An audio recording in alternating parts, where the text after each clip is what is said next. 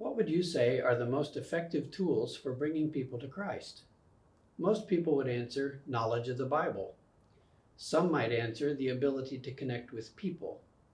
While those may be true, what if I told you that one of the evangelist's most effective tools is the ability to reason with people? Do you remember this passage written by the Apostle Paul to the Philippian church?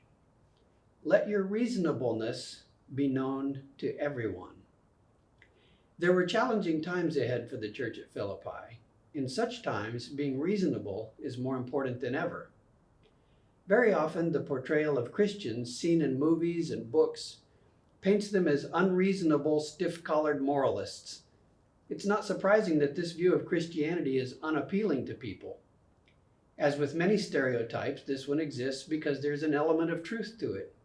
Surely you know someone who professes to be a Christian who's quite a bit like this stereotype, and perhaps there are times when any of us can act that way. As we develop relationships with other people, if they detect this kind of attitude in us, it's likely that they'll be turned off by whatever we have to offer. Reasonableness, or we might say flexibility, is among the elements of godly character.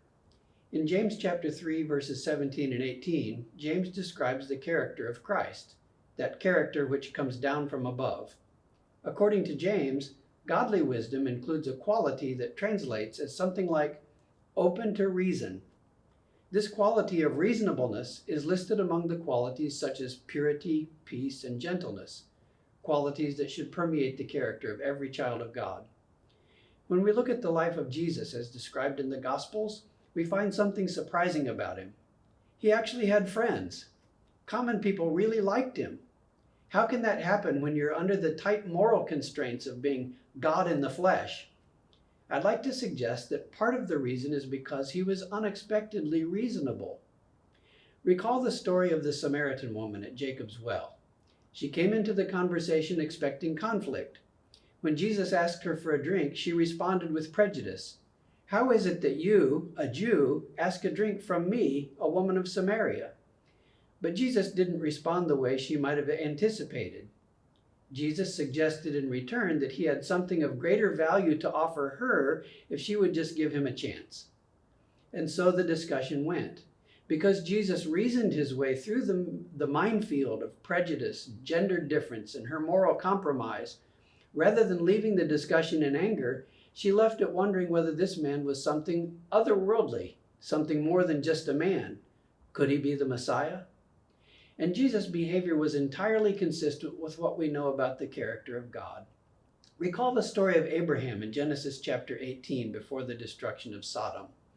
There, Abraham reasoned and negotiated with God as a person might reason with another person.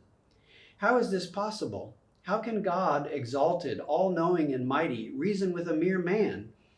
As good as Abraham was, he was not nearly on God's footing, and yet God showed himself to be reasonable, willing to consider what Abraham had to say, and to help Abraham work through this challenging situation in his own mind. So God is seen here to be approachable, reasonable, and gentle in his dealings. The enemies of reason are qualities like stubbornness, argumentativeness, and inflexibility, an unwillingness to listen or to change one's mind. These qualities are sure to send reasonable people away in disgust. Reasonableness affects all our relationships. If we're unreasonable, inflexible, stubborn people, it's unlikely that we'll be able to have the desired impacts on others, including our own family members. After all, what kind of people would you like to hang out with? Would you like to surround yourself with reasonable people? Of course. So then it shouldn't be surprising if other people want that too. So be reasonable.